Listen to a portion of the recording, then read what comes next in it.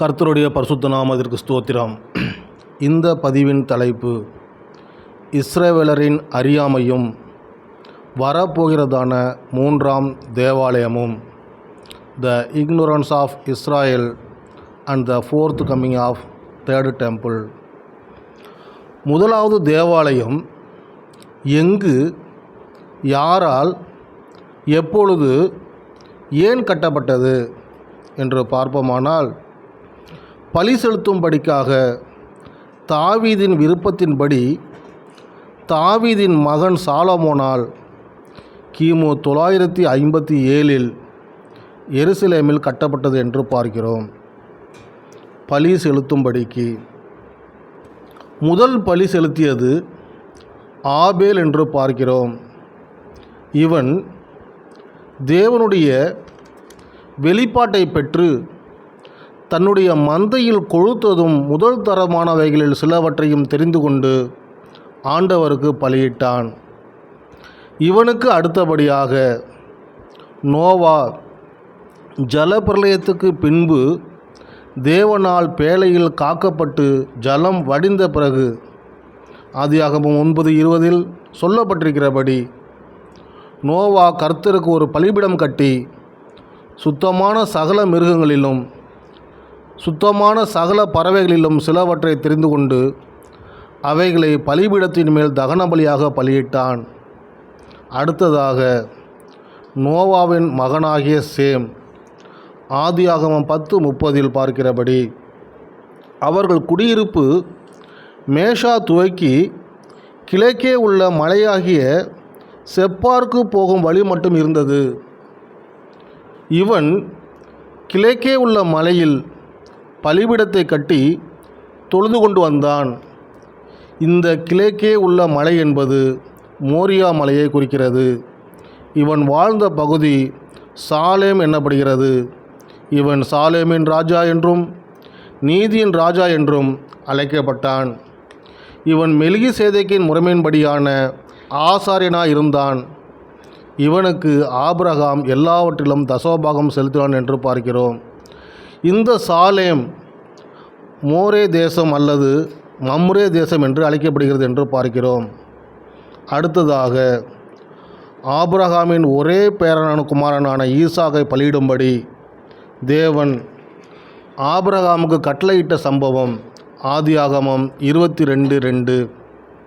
அப்பொழுது அவர், உன் புத்திரனும் உன் ஏகசுதனும் உன் நேசகுமாரனுமாகிய ஈசாக்கை நீ இப்பொழுது அழைத்து கொண்டு மோரியா தேசத்துக்கு போய் அங்கே நான் உனக்கு குறிக்கும் மலைகள் ஒன்றின் மேல் அவனை தகன பலியாக பலியிடு என்றார். வசனம் 4.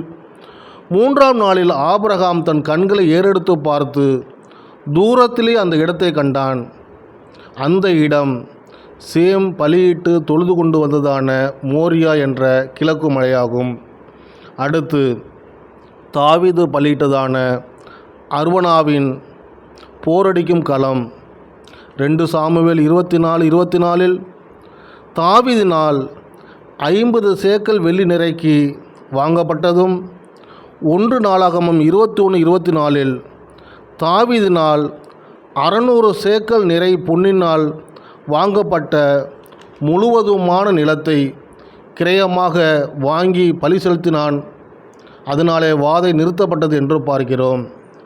இந்த அர்வனாவின் போரடிக்கும் களமும் நிலமும் சேமும் ஆபிரகாமும் பலியிட்ட அதே மோரியா மலையே ஆகும். அந்த இடத்திலே சாலமோன் முதலாவது தேவாலயத்தை கிமு 957 கட்டினான். அந்த ஆலயத்திலே நியாயப்பிரமாணத்தின்படி மிருகங்களை பலி செலுத்தி வந்தார்கள்.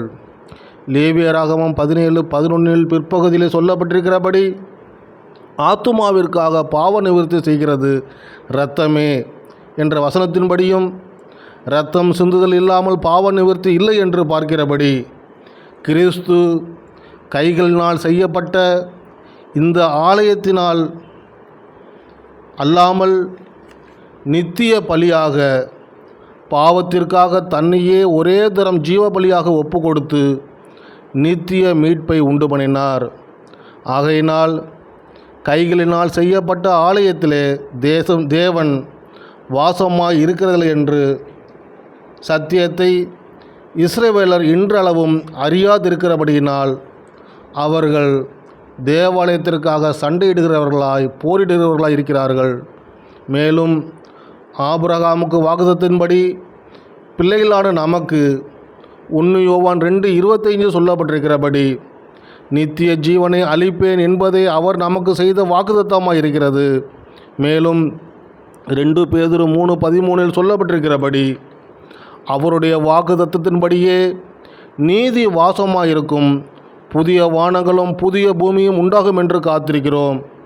ஆகையால் பிரியமானவர்களே, இவைகள் வர காத்திருக்கிற நீங்கள் கரையற்றவர்களும் பிழை இல்லாதவர்களுமாய் சமாதானத்தோடு அவர் சந்நிதியில் காணப்படும்படி ஜாக்கிரதையாக இருங்கள்.